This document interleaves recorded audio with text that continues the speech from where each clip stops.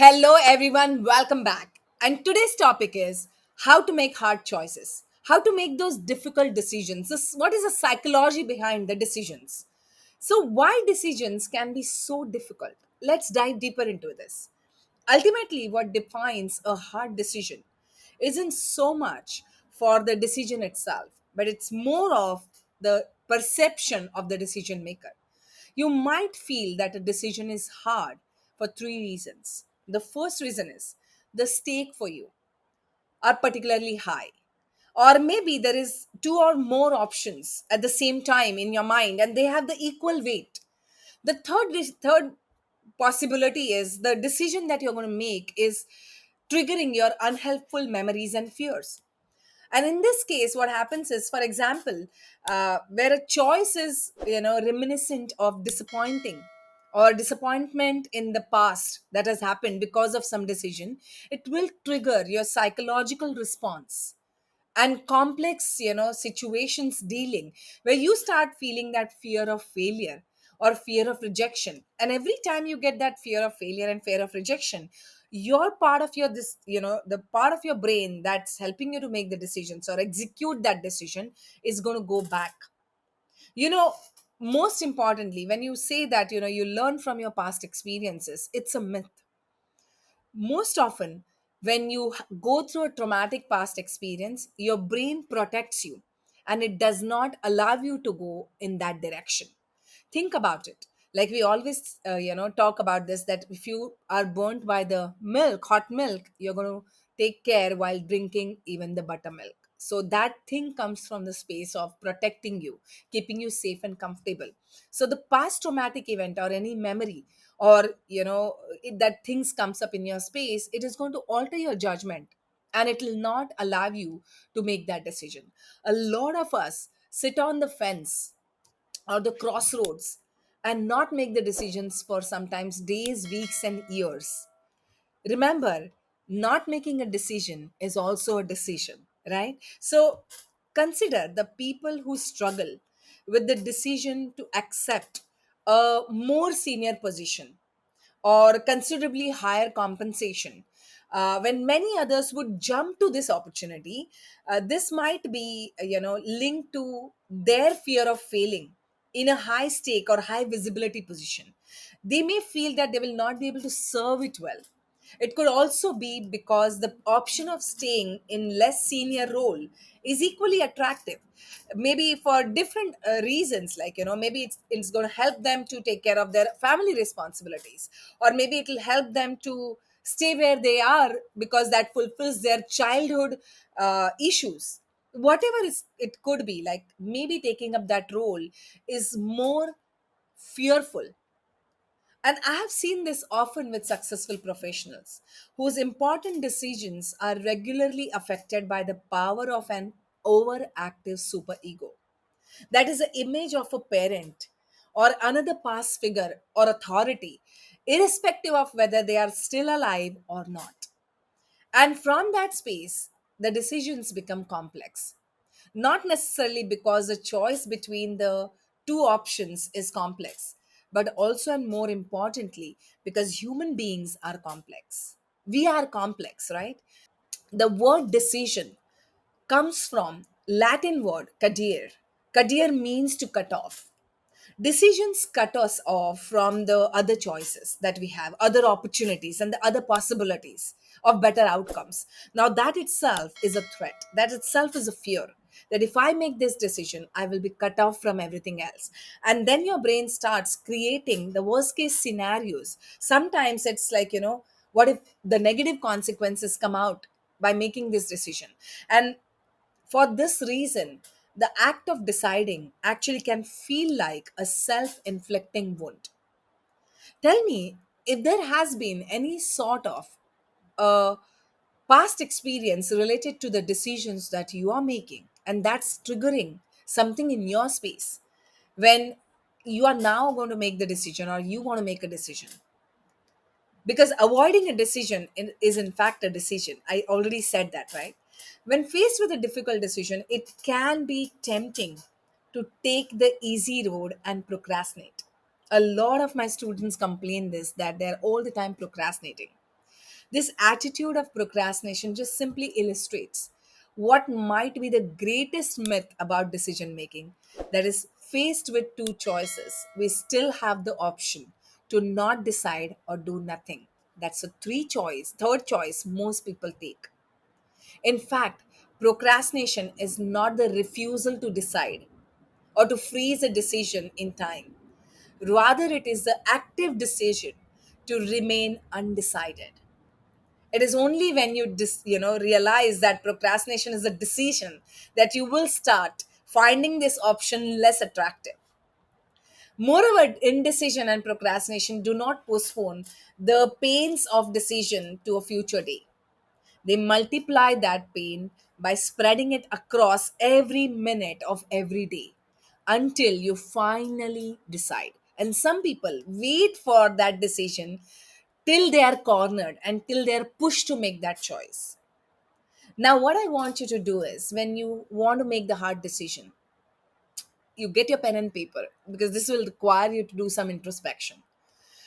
Identify the parts of you that want different things. See, most often in our space, we have multiple choices and multiple personalities, those who are making multiple decisions. When facing the difficult decisions, it is likely that different parts of you might want different things. Let's take an example here, okay? When deciding whether to book a expensive holiday or a luxurious holiday, a part of you which is more prudent, more wise, might think that this expense is unreasonable. Why do I need to do this? While another part of you, which is like a hedonist, will say, "Oh, I deserve this. I have done so much of hard work, and I would like to let go, and I would like to enjoy to the fullest." While yet another part of you, which is more serious, will think that work should come first. Why do I need to go all together on this vacation? Decision making involves the deliberation between the different parts of you. Resolving this conundrum involves getting them to sit together. All your parts, all those personalities that are inside you, around an imaginary table, make them sit and to agree on one outcome they can all settle for. So there will be back and forth conversations, and maybe you can have those dialogues in your mind, or maybe you can start writing.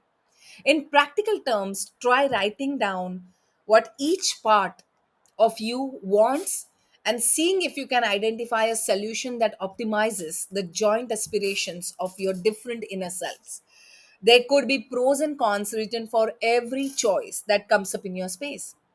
Even if you don't get that far just yet, the simple act of recognizing your own competing desires will help you to think through the decision more effectively. This is a very, very, very powerful activity. You can start doing, and maybe you can start doing it as a practice every single day. The second thing that you need to do about decision making is, maybe if it's a hard decision, creating an objectivity will really, really help. What I read about Spanish priest Ignatius of Loyola suggested three ways you can achieve more psychological distance from a difficult decision. First, by letting go of your own preferred opinion momentarily. We always have that one part of us which is active and says that this is the right decision. To, to consider all the objectives, all the options objectively, if you can just create to momentary distance and can just let go that part of you, that decision of you which is your preferred one. The second one, imagining that you are advising a friend on the same situation to make a decision. What would be your best advice for your best friend? The third, but not last and the least one, is by imagining reflecting from your deathbed.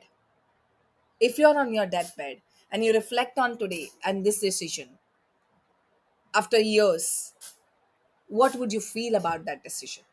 Would you be happy or would you regret? If you regret, maybe that's not the right decision.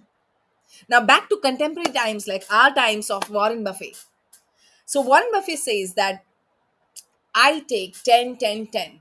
So, he has a triple 10 formula where what he does is every decision that he's making, he asks himself, how will I feel about today's decision in 10 days' time? How will I feel about today's decision in 10 months' time? And how will I feel about today's decision in 10 years' time?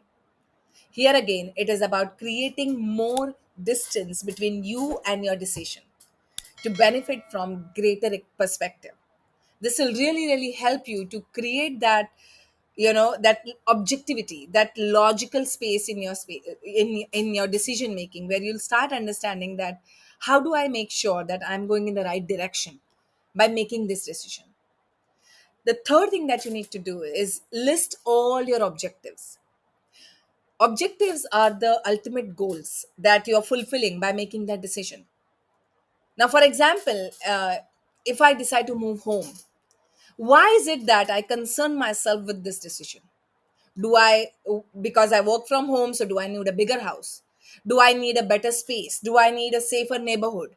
What do I need? A better accessibility transportation?